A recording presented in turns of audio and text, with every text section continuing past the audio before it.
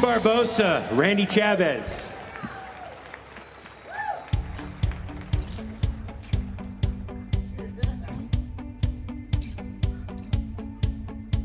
Hey everybody, my name's Bobby. Welcome to Mile High Church. Thank you so much for spending part of your weekend with us, especially if you're new. Our vision, Oneness Revealed, a world of love, peace, and abundance for all. Our mission, to serve as a spiritual beacon for personal empowerment and global enlightenment. Before we get started today, we want to give you a look at a few things coming up around Mile High Church for you and your family. Discover your deeper spiritual calling at the Education and School of Spiritual Leadership's informational meeting. Hosted by Michelle Medrano and Zamira, you'll learn about classes at Mile High Church, the ministerial path, and how the School of Spiritual Leadership in Denver can guide you on your journey. Offered in person and online next Sunday, May 17th. Summertime is the perfect time to immerse yourself in the teachings of the science of mind and spirit. I hope you'll consider joining us for our class offerings this coming summer. Rama is going to be offering a prayer class and a deepening of the spiritual mind treatment that you can apply to your daily life. Jackie is teaching Essential Earnest, and she dives deep into Ernest's teachings and the historical way that he brought those teachings forth to what we're studying here today. And Josh is offering Beyond Limits Online, which is our foundation course, where you can deeply immerse and feel the waves of the science of mind and spirit in your own lives. So I'm going to go for a swim, but I hope you will consider bringing the Science of Mind teachings to poolside in your summer activities this summer, because you won't regret it. See you there. For more information about anything you've heard today, stop by the Event Center or connect with us online at milehighchurch.org. Well, good morning, Mile High Church family. Welcome back, Madeline Jeswerska and Dr. Michelle. We're going to sing this song, honoring mothers. We'd love it if you join us. We've got all the lyrics, yeah. And here we go.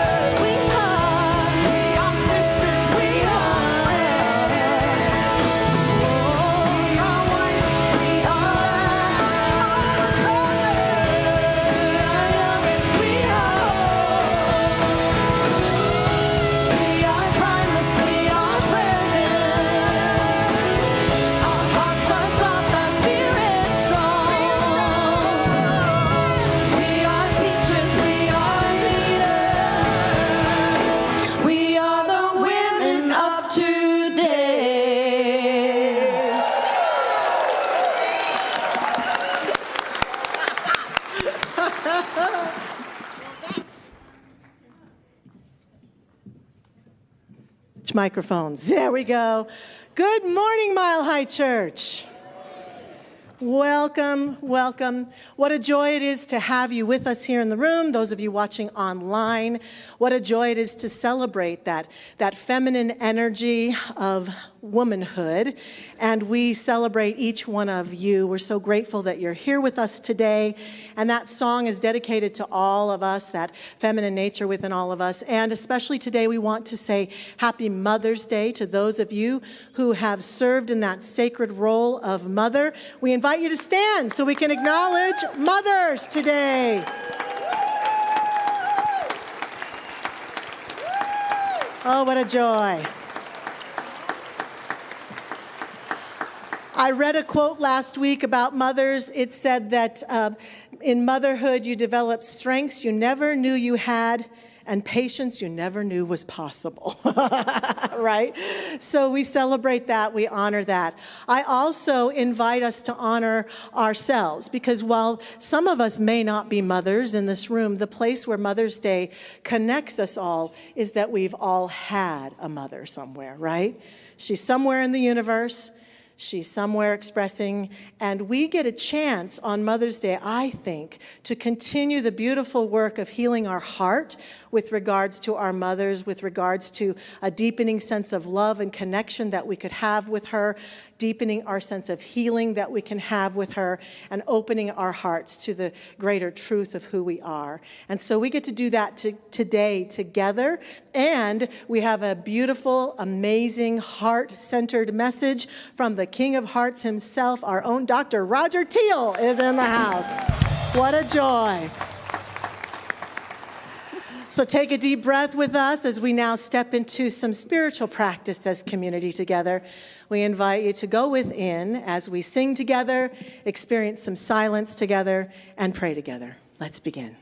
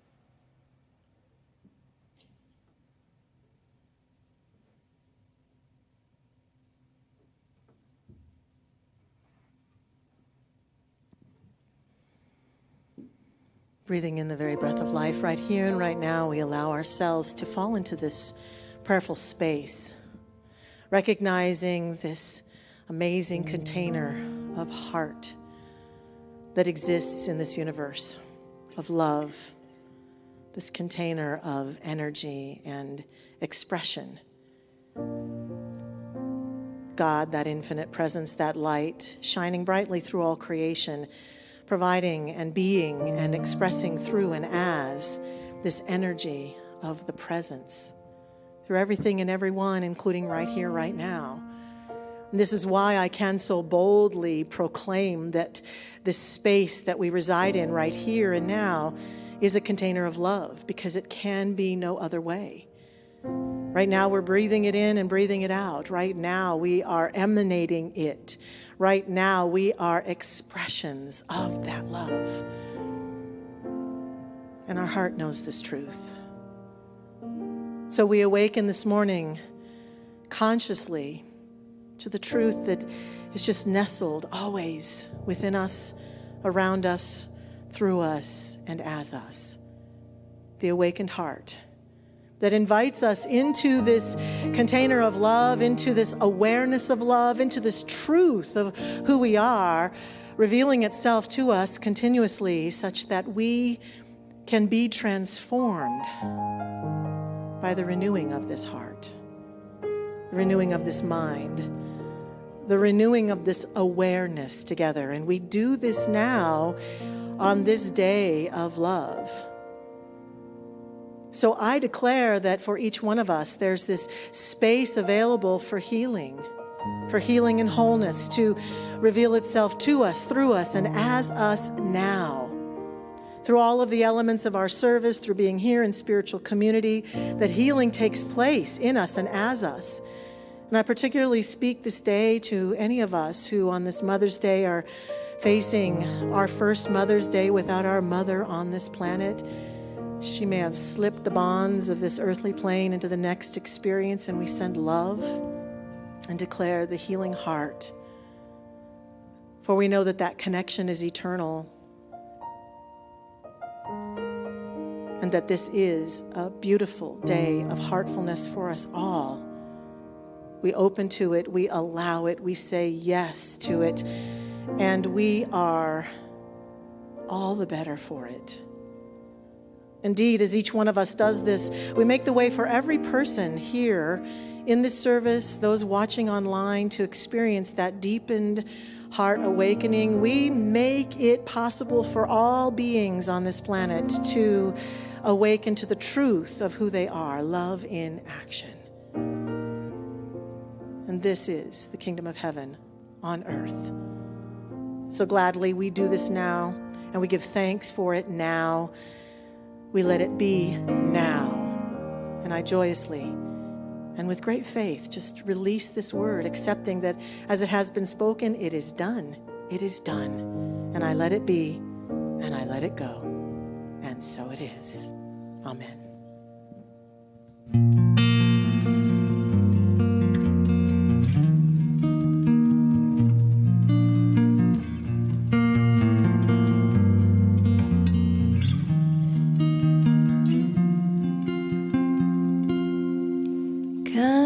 Friends all gathered round, there's something I would say.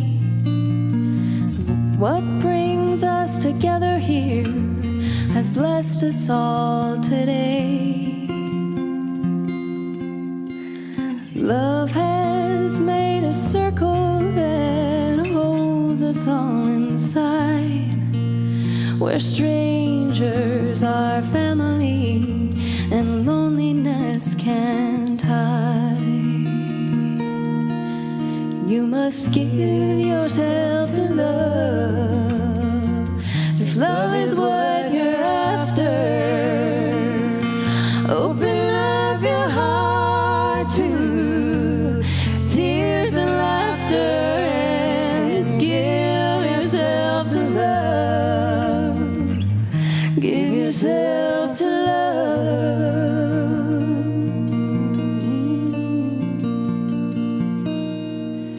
Walk these mountains in the rain, love to learn the wind. I've been up before the sunrise to watch the day begin. I've always knew I'd find you, though I never knew how. Let sunshine on a cloudy day stand before me now. Give yourself to love. If love is what you're after, open up your heart to tears and laughter. Give yourself to love. Give yourself to love.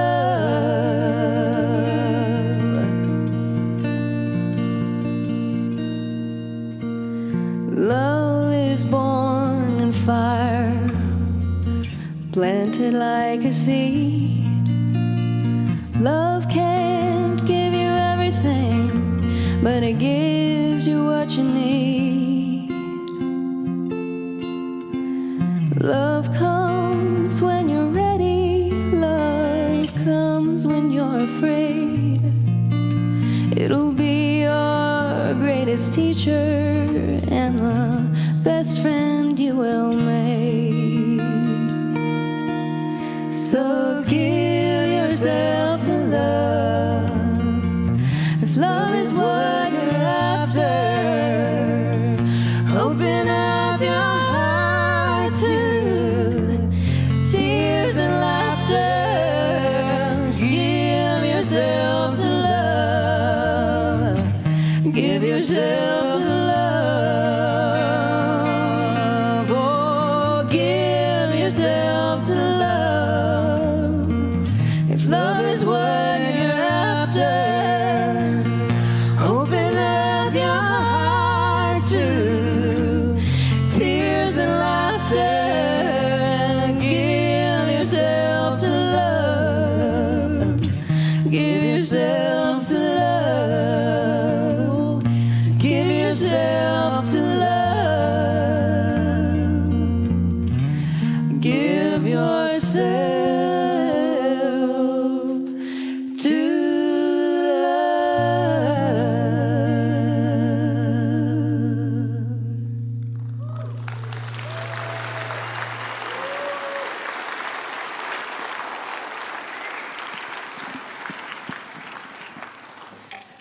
We have 3 readings today in support of Dr. Rogers' message. Firstly, from Kitaro Nishida.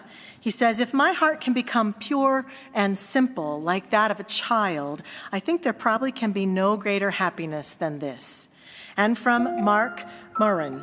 Not everything is rational, and not everything can be explained. If you don't allow some room for something poetic, for something magic, for something surprising, without the need to explain it away, you do a great disservice to your heart. And lastly, from our founder, Dr. Ernest Holmes, it is when the self goes with the gift that it becomes an offering of love. The intellect and heart must go hand in hand. The altar of faith is profaned unless the gift laid on it is one of love. Nothing can profit us except it be of the nature of love.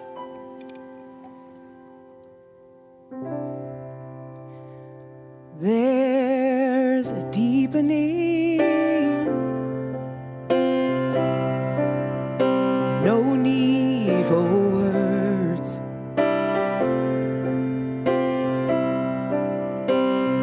Still inside I speak, oh, I know I will be heard, I will be heard. Well, I've misunderstood. This life is safe and grand and good. Feed my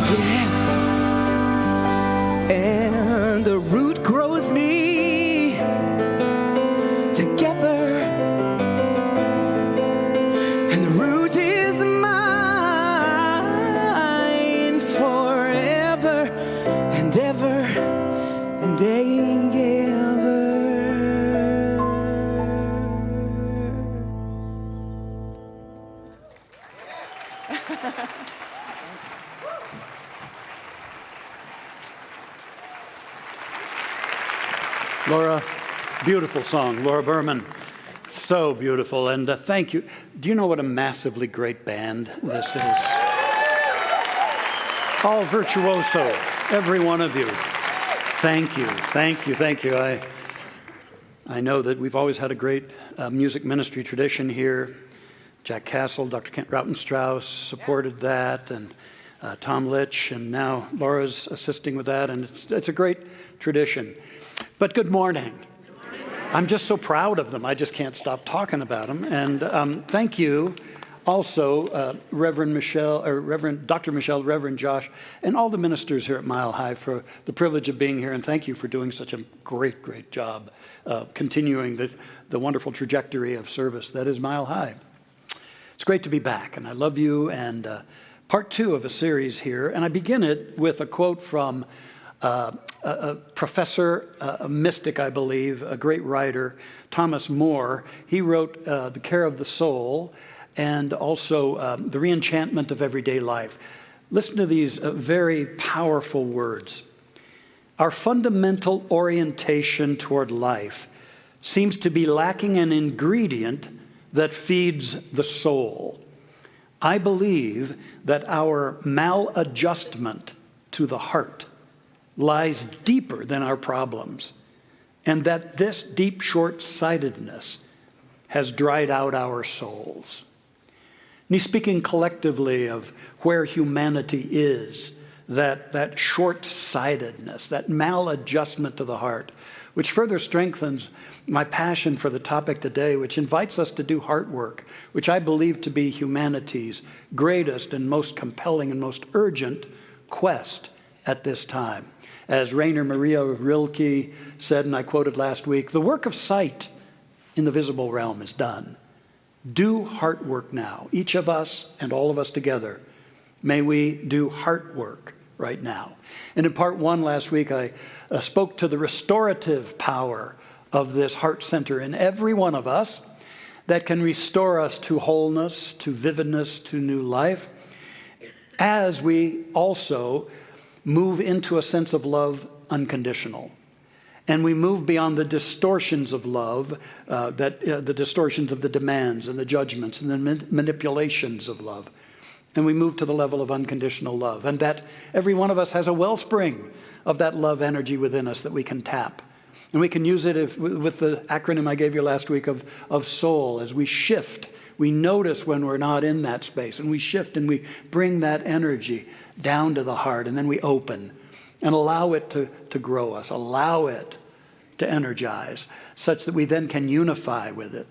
And remind ourselves, this is who I am. This is who I am. And then we can let go and we can listen and let the heart assume its rightful place of leadership in our life. And then we can move to claim our magnificence in a sense of self-love, because we know it can only give what we have.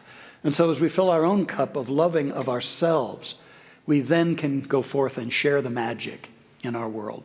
And then today, we'll take step 2, and I want to focus on the generative power of the heart center. But first, yes, it is Mother's Day. And congratulations, all of you moms, or those who've served in a similar role as mom, and thank you.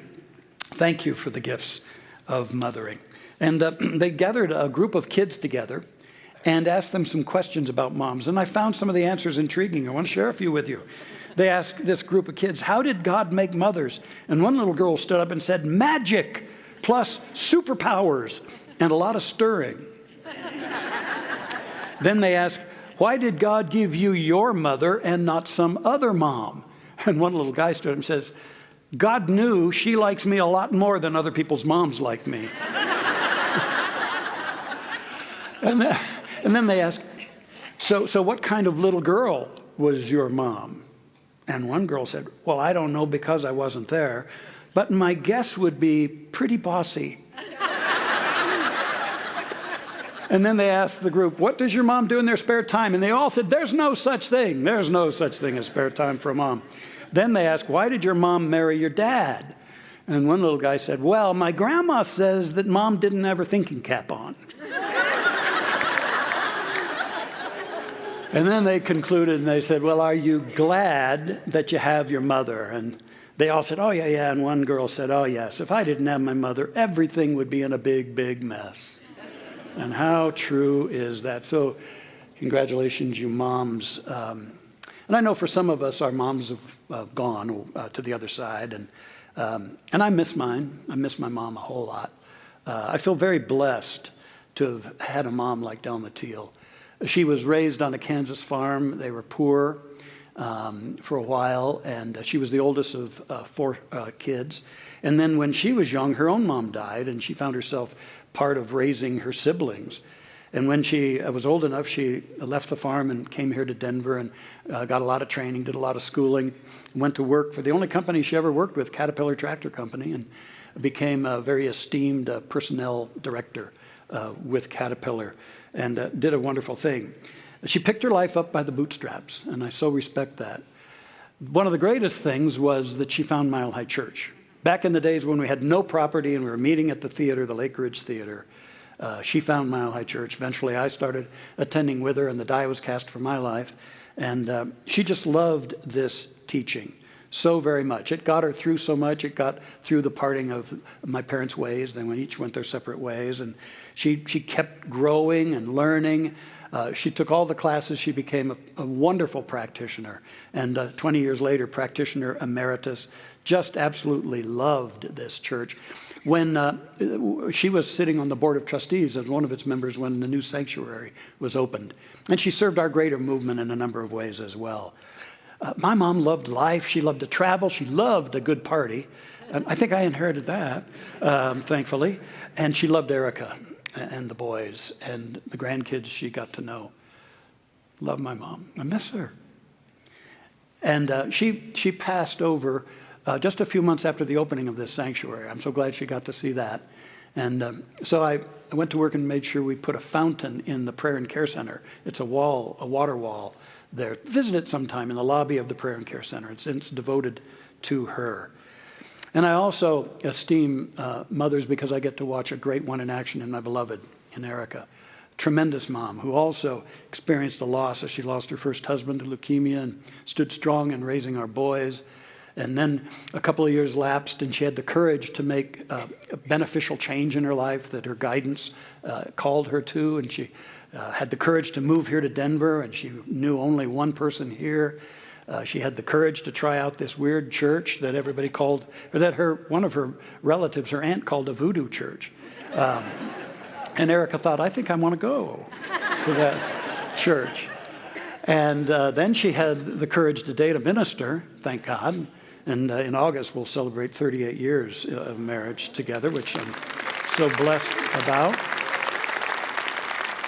She, too, is an amazing practitioner. And by the way, we've been talking about the classes here. To be a practitioner is to have walked a deepening journey that is just superb. Get involved in the classes, and you take a certain number of those, and then you can get involved in that training program. And eventually you can become a professional licensed practitioner and do some great work among the wonderful practitioners we already have here in abundance at Mile High Church. Erica is a tremendous practitioner. And then in 2005, we invited Alan Arkin, actor Alan Arkin, to come here and do a public lecture on Friday. And then he said, I'm going to stay and do an improv workshop.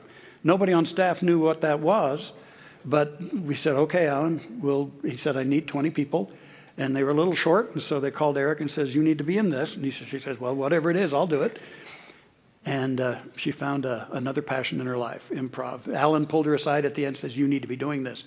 She went on and she studied it and has performed and taught in the years, and she's ramping it up where we live in Phoenix. So I know about quality mothers, and I know also that all our parents do the best they can because they're on a growth journey like us. Some parents do great, some falter a little bit. We all do as parents. I mean, we got to give our kids something to go to the therapist about, don't we? Yeah, but God bless the intent and the role of mother, because in this respect, back to the message, mother is the archetype of unconditional love. Absolutely the archetype of unconditional love.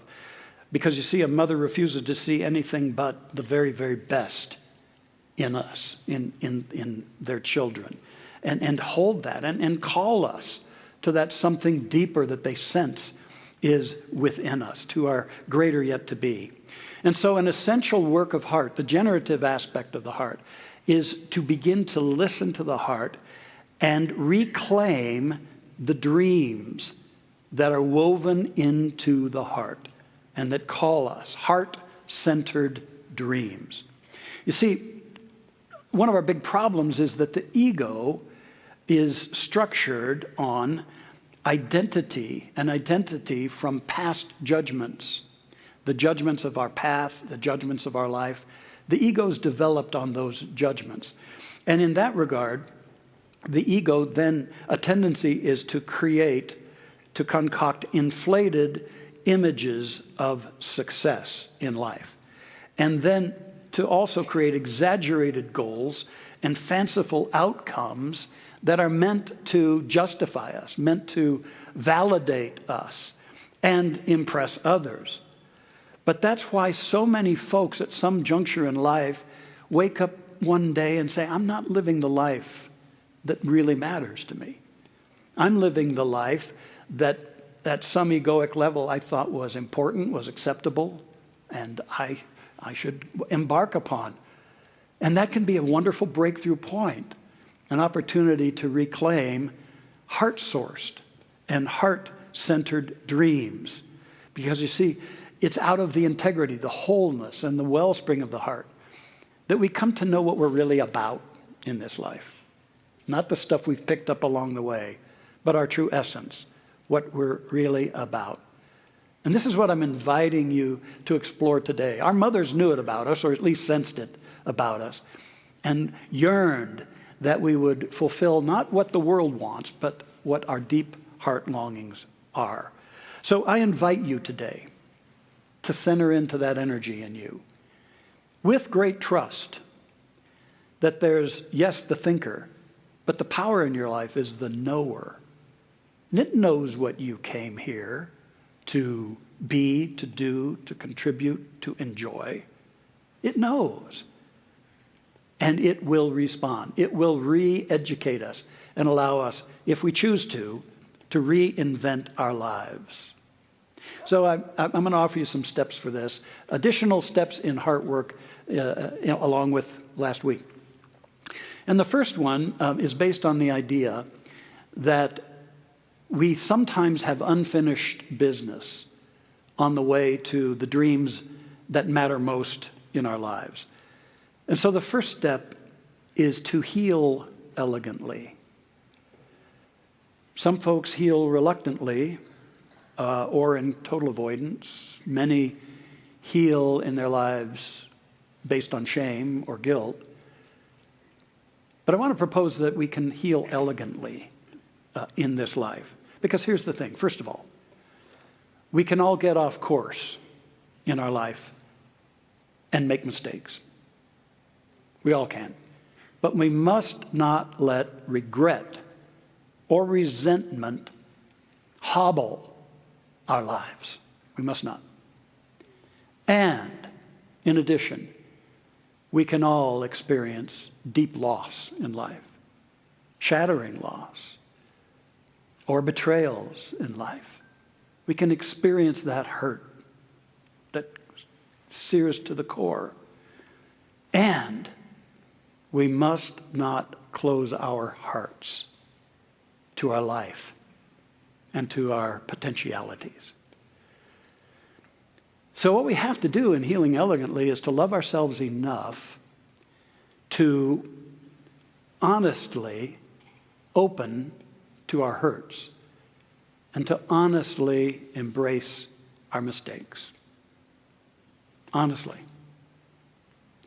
And then to allow the feelings that come with that and to no longer run from them, no longer push them away or push them down, to allow them. But there's a thing here. This isn't about getting into the story. It's being with the sensation.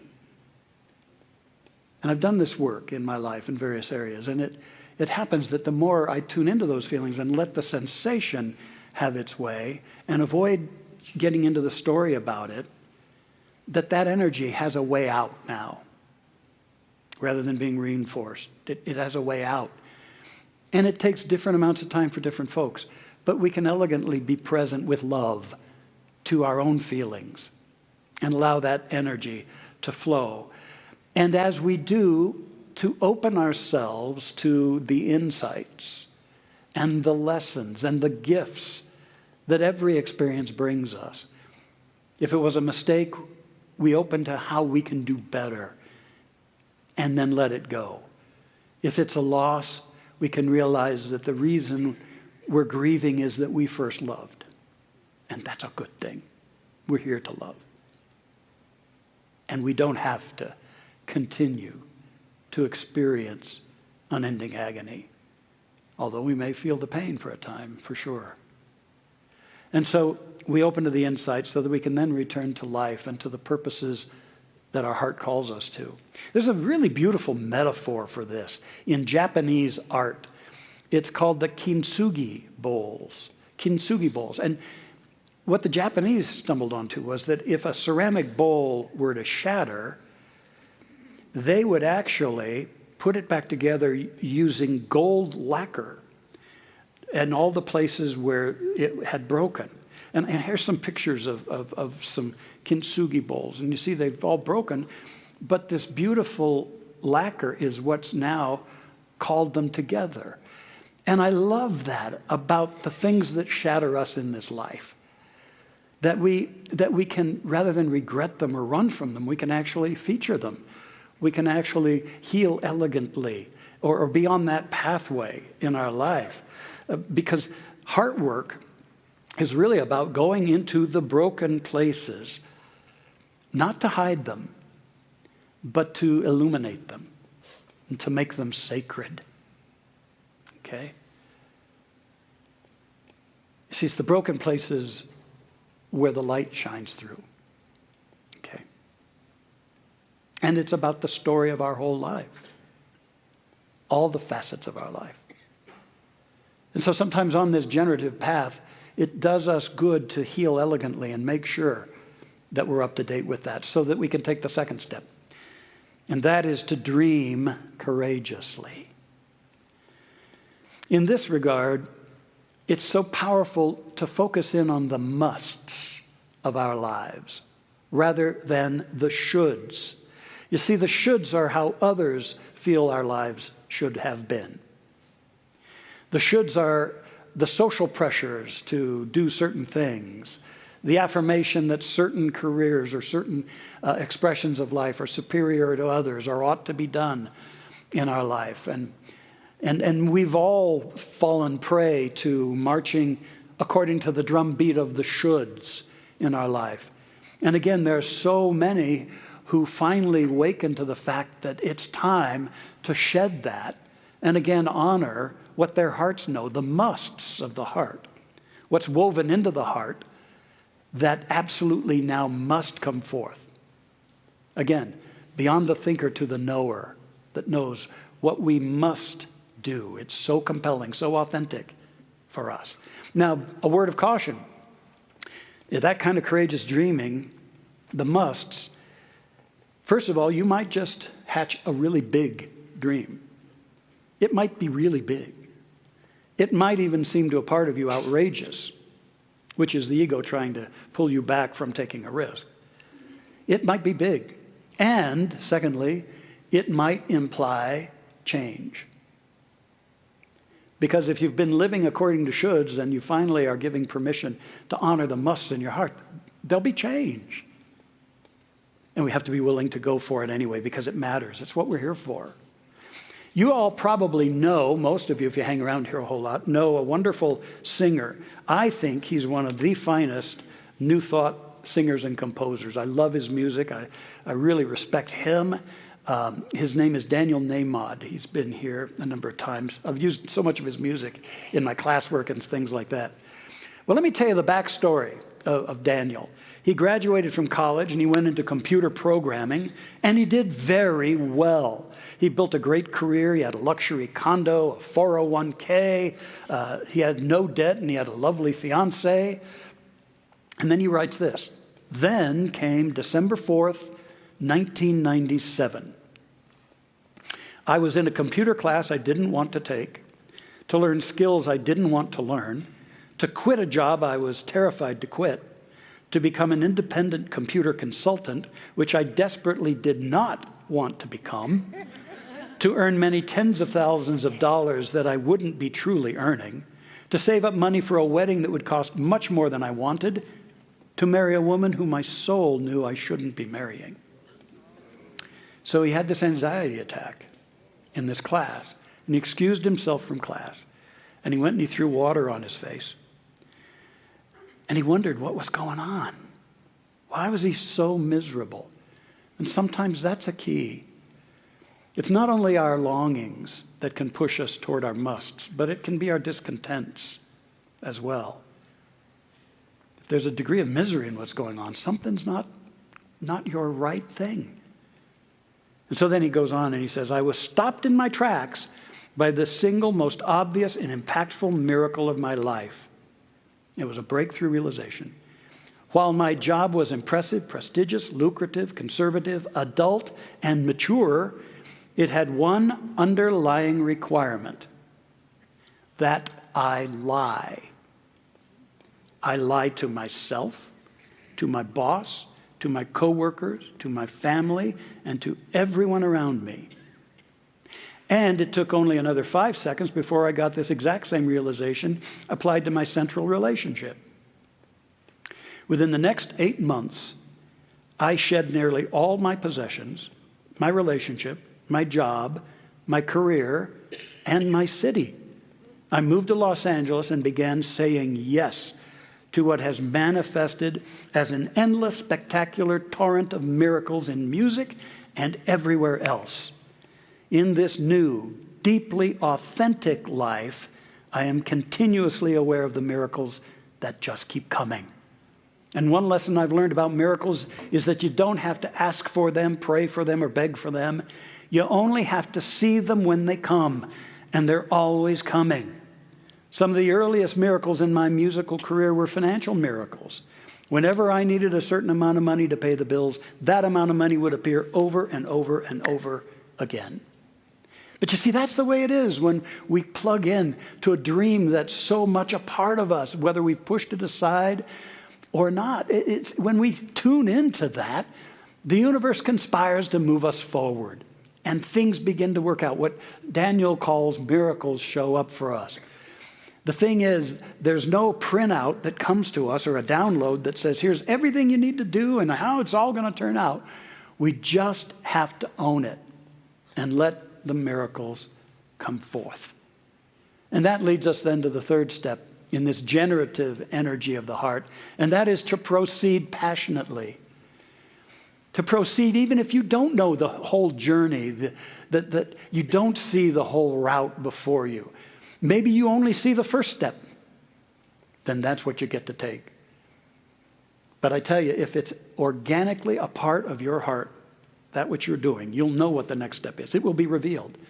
And so will the next, and the next, and the next. You just have to stay passionate to it. Your heart will guide your steps if you keep the passion in your heart strong. I want to tell you about an artist named Konstantin Kermes. He's an artist in New York City, very successful. He graduated from art school, and he imagined what he wanted, but he had no reputation and he had no portfolio. So what do? You got no reputation, portfolio, but you've got a degree. What do you do? Well, he started doing whatever he could imagine to do. The first thing he did was he posed as a reporter. And he went all over the country interviewing artists like Georgia O'Keeffe and other successful artists. And he would ask them questions like, well, how'd you do this? How'd you begin? What are your techniques? What are the routines of your day? What's it like? And who's your agent?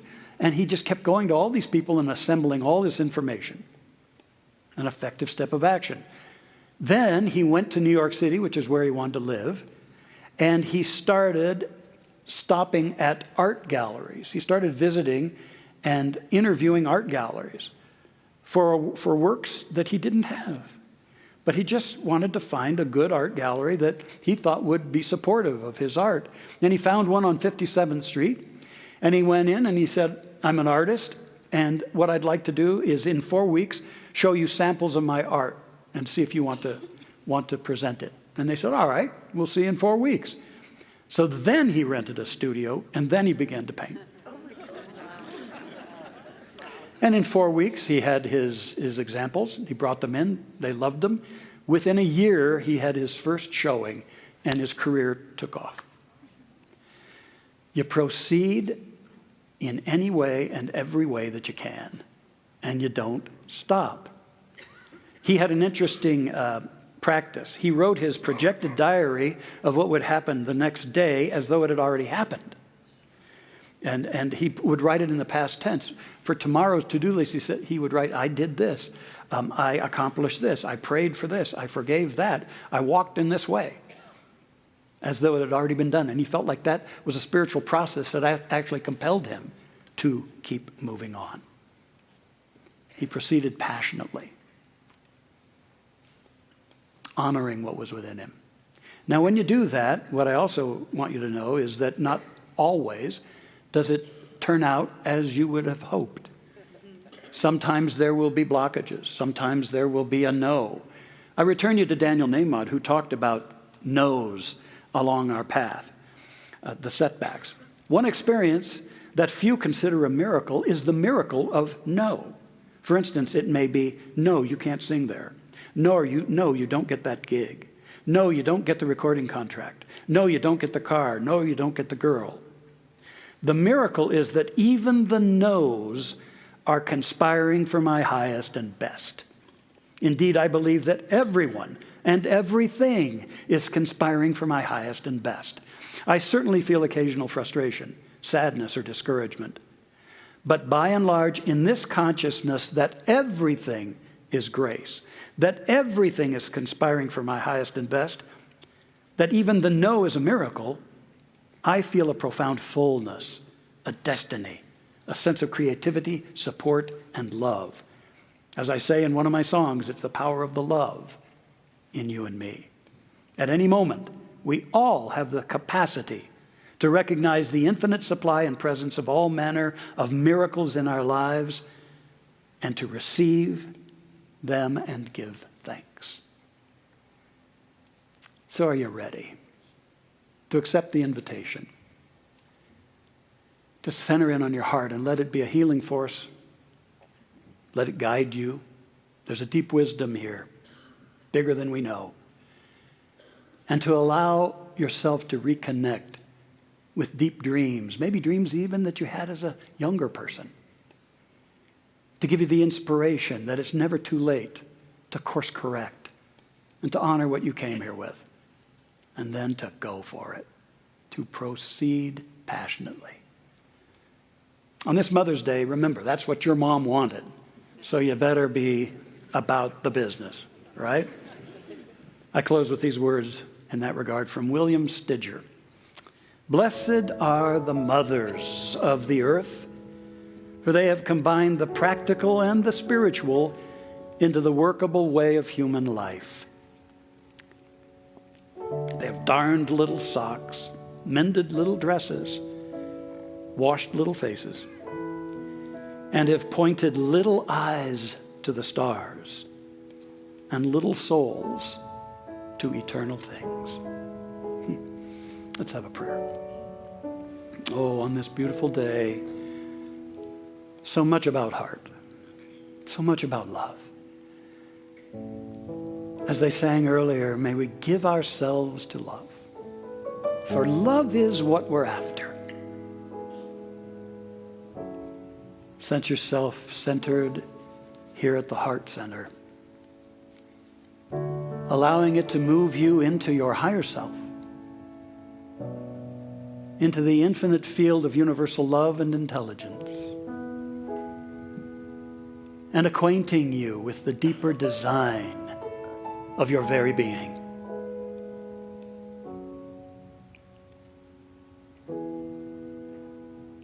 Yes, just be and trust. This is the place of restoration. And here's the place to generate the life that you came here to lead, the life you would love to lead.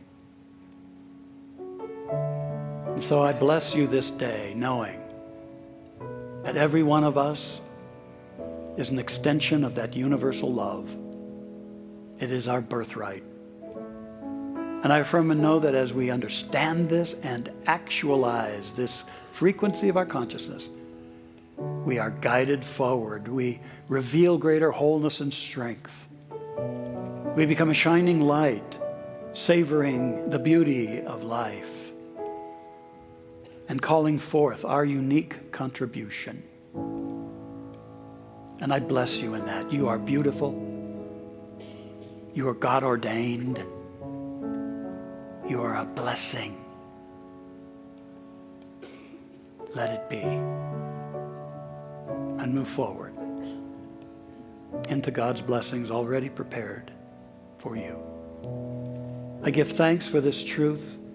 We embrace it with our heart of hearts, letting it be so and letting it guide our lives forward, this moment and every moment, in this beautiful journey called life.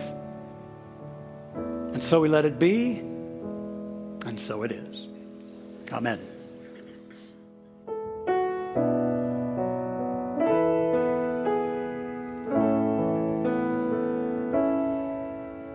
In this moment, in this place, I remember who I am, letting fear and worry fall away from me. I open my eyes and I see there is only love. There is only love. Love that heals, love that sets us free. There is only love.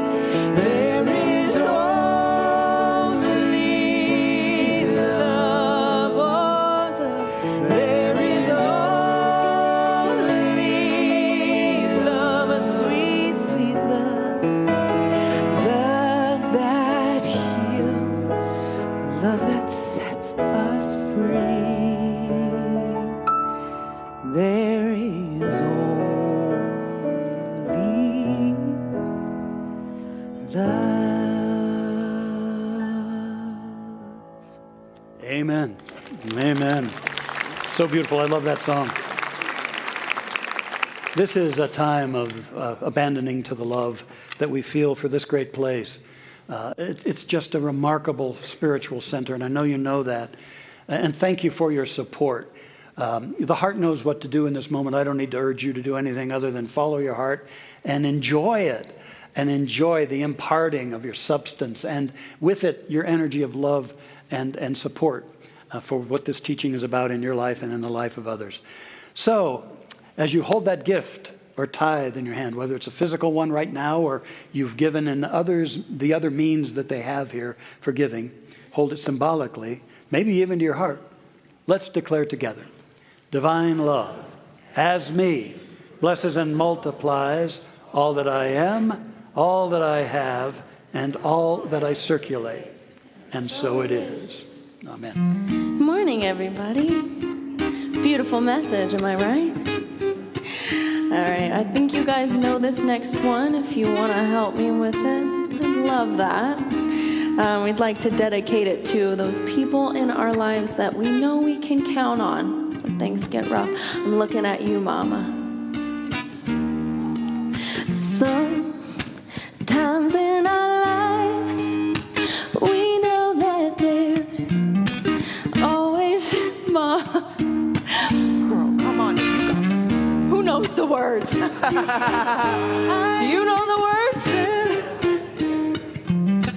Always tomorrow, so lean on me when you're not strong, and I'll be your friend. I'll help you carry on.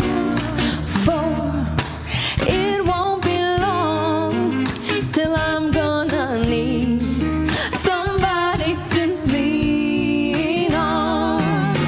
Please swallow your pride.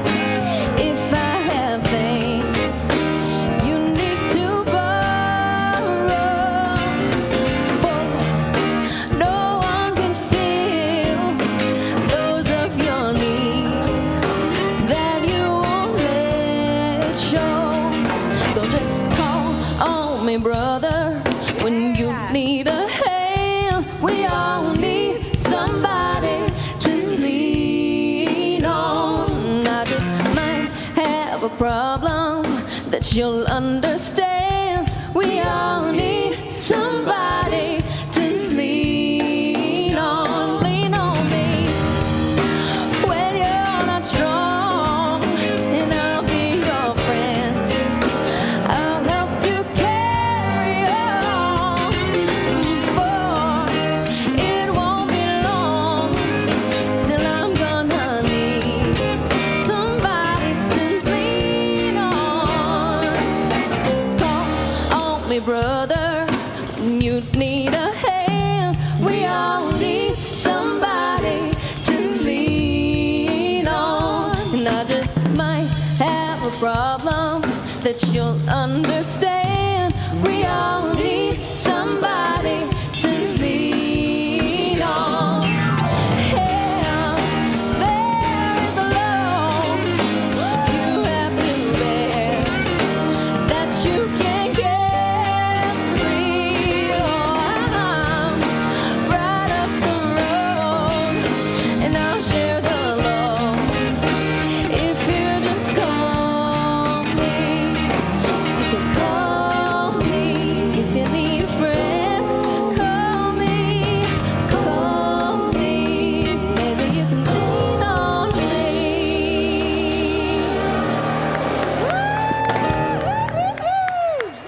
Madeline Jazwerska, thank you so much. Beautiful, beautiful. Thank you to our wonderful music team today. Great job, everyone. Always bringing us amazing music. Next Sunday, we have Charles Holt with us, so we hope you will be back for that. We're looking forward to it. If you are here for the very first time today, we're so grateful for your presence. We would love to have you come back to our community many times. And if you need to find out more about us, if you're curious, if you want more information, you can find all sorts of information in the brochure displays on either end of the lobby. And you can go to the Welcome Center right in the center of the lobby, where we have people who can answer questions and help you find your way around. And we want you to know that we have prayer support for you today. At the end of the service, feel free to make your way down front as our practitioner prayer partners are here wearing the purple sashes. They would be happy to take a moment to do an affirmative prayer for you before you leave our campus today. And I've got some friends up here to tell us about some things coming up. Yes, tell us what's up. So this weekend, starting Friday night at 6 o'clock in the Vote Chapel, I'm going to be spending some time with you, I hope, looking and discovering again Teresa of Avila. She was a woman who was all heart-driven. She was a little wild girl in her youth, so don't think that saint meant she came out of the womb that way. So kind of like us. Yeah, but I want to say that one of the beauties of this is at the very end of her life, she wrote The Interior Castle, which you may be familiar with. And so on Saturday morning, we'll spend time doing some real contemplative work, because The Interior Castle talks about the 7 mansions, and those 7 mansions are within each one of us. And it's the way of getting prayer, starting prayer, and then getting to God. And we'll spend time with that. So I hope to see you there. Thank you. Today we're celebrating Mother's Day. Next Sunday we're going to celebrate you. How many times have we attended a memorial, funeral, celebration of life and learned something about that person we never knew when they were alive? So I'll be doing a workshop at 11:30 next Sunday over in the Vote Center, 11:30 to 1, called Celebration of Your Life. And it's that love letter we leave behind, things that should be said about us and get misinterpreted or misrepresented or not said at all. So let's celebrate life while we're still alive. Thank you, Steve. Wonderful. So tonight at 5 o'clock, we have our Healing Light service over in the Vote Center Auditorium. And you can come a little early and go into the community center and walk the indoor labyrinth before the service and get all charged up for this beautiful meditative experience. So we hope you'll come back for that. Wasn't it great to have Dr. Roger with us today? Yes. We're so grateful. Wonderful. Wonderful. He's going to pray us out. Let's stand for the benediction and the peace song. Oh, my heart is always with you, Erica, and I love you. Our hearts are always with you. So now we go forth, emanating this heart energy, uplifting our own lives and shining our lights into this world hungry for love. This moment and every moment, now and always, and so it is. Amen.